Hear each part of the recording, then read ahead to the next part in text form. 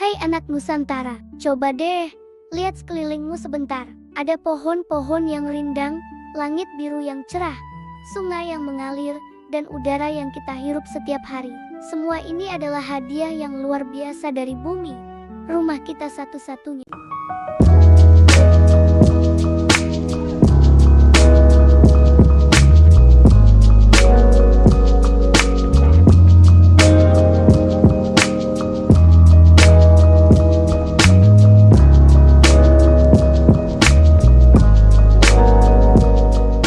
Tapi, pernahkah kamu bertanya, apakah bumi kita baik-baik saja? Jawabannya, sayangnya, tidak. Saat ini, bumi kita sedang menghadapi banyak masalah. Tingkat polusi udara di kota-kota besar semakin parah, membuat kita sulit bernapas. Hutan-hutan yang menjadi paru-paru dunia semakin banyak yang ditebang.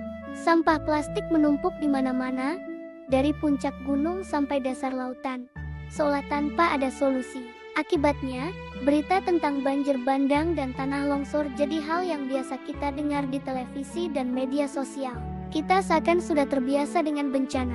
Kalau kondisi ini terus kita biarkan tanpa ada tindakan nyata, bukan tidak mungkin musibah yang lebih besar akan menimpa kita semua, generasi kita. Tapi jangan khawatir, selalu ada harapan. Hari ini, kita akan mengikuti sebuah kisah inspiratif dari seorang anak bernama Adit. Dia, sama seperti kalian, menemukan sebuah rahasia sederhana yang ternyata punya kekuatan besar untuk menjaga bumi. Yuk, kita mulai petualangannya bersama-sama. Cerita dimulai di sebuah ruang kelas yang ceria. Bu Rani, guru Adit, berdiri di depan kelas dengan senyum hangat. Beliau memulai pelajaran dengan sebuah pertanyaan yang membuat semua murid terdiam. Anak-anak, tahukah kalian, menurut data dari UNICEF tahun 2023, perubahan iklim yang terjadi saat ini menyebabkan cuaca menjadi sangat ekstrem di berbagai belahan dunia. Suhu yang terlalu panas, badai yang dahsyat, dan kekeringan panjang ini ternyata bisa sangat memengaruhi kesehatan anak-anak di seluruh dunia. Tapi, kata Bu Rani sambil menatap murid-muridnya satu persatu, kalian semua punya kesempatan untuk jadi pahlawan bagi bumi kita, walaupun dengan langkah-langkah yang paling kecil sekalipun. Adit, yang duduk di barisan tengah, mendengar kata-kata Bu Rani. Ia lalu berbisik pelan ke teman sebangkunya, pahlawan bumi. Tapi aku kan cuma anak-anak biasa. Apa yang bisa aku lakukan? Pikiran itu terus berputar di kepalanya. Bagaimana mungkin seorang anak kecil sepertinya bisa menjadi pahlawan?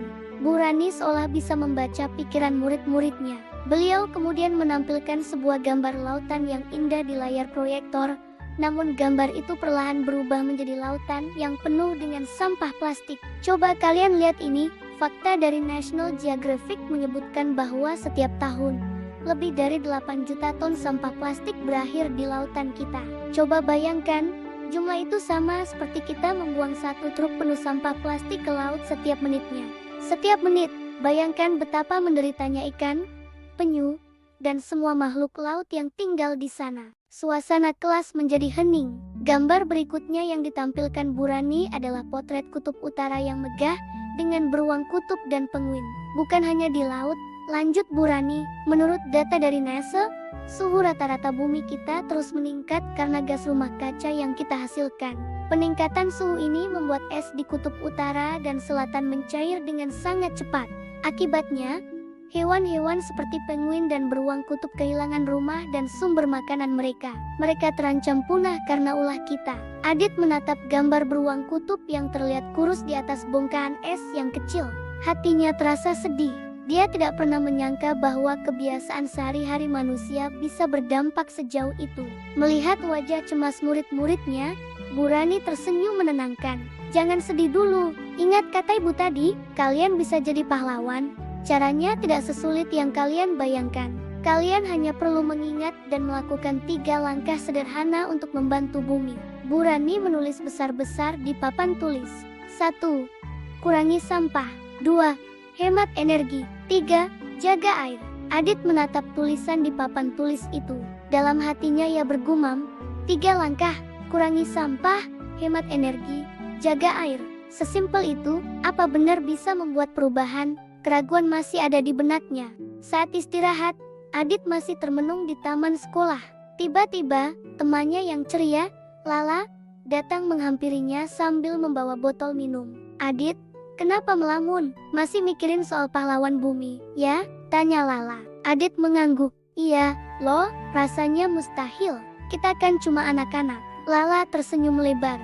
"Justru karena kita anak-anak, kita bisa mulai dari hal kecil bersama-sama. Yuk, kita mulai dari sekolah kita sendiri. Aku punya ide, bagaimana kalau kita bikin ban sampah di sekolah?" Ide Lala terdengar menarik. Mereka pun memberanikan diri untuk mengusulkan ide itu kepada Bu Rani dan kepala sekolah. Tak disangka, ide mereka disambut dengan sangat antusias. Dengan bantuan guru dan teman-teman lainnya, program ban sampah di sekolah pun dimulai. Setiap hari, Adit, Lala, dan teman-temannya bersemangat memilah sampah. Botol plastik dikumpulkan di satu karung, kertas di karung lain, dan sampah organik dijadikan kompos untuk menyuburkan taman sekolah. Awalnya terasa merepotkan, tapi lama-kelamaan menjadi kebiasaan yang seru. Mereka bahkan mengadakan kompetisi antar kelas untuk melihat siapa yang paling banyak menabung sampah. Hasilnya, sungguh di luar dugaan. Hanya dalam waktu 2 minggu, lingkungan sekolah berubah drastis. Tempat sampah tidak lagi meluap. Halaman sekolah menjadi jauh lebih bersih dan asri. Data dari petugas kebersihan sekolah menunjukkan bahwa volume sampah yang dibuang dari sekolah berkurang hampir 60%. Perubahan kecil yang mereka mulai ternyata memberikan dampak yang sangat besar dan nyata. Melihat keberhasilan itu, Bu Rani kembali memberikan semangat di kelas. "Luar biasa, anak-anak. Kalian lihat sendiri kan, menurut data dari WWF, jika setiap anak di Indonesia mengurangi penggunaan 1 botol plastik saja per hari, bayangkan dalam setahun kita bisa mengurangi 365 botol plastik per orang. Kalikan dengan jutaan anak di seluruh Indonesia. Itu adalah jumlah yang sangat besar. Kalian sudah membuktikannya di sekolah ini." Adit tersenyum bangga. Keraguannya hilang sudah.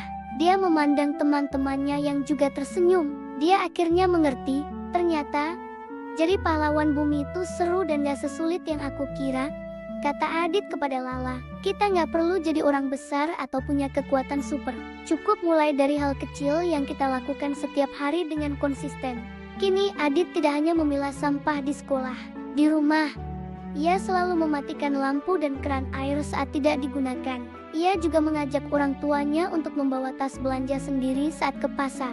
Langkah-langkah kecil itu ia lakukan dengan penuh semangat, karena ia tahu setiap langkah kecil itu sangat berarti bagi bumi. Kisah Adit adalah bukti bahwa kita semua, tidak peduli berapapun usia kita, punya kekuatan untuk membuat perubahan. Kita semua bisa menjadi pahlawan bagi bumi.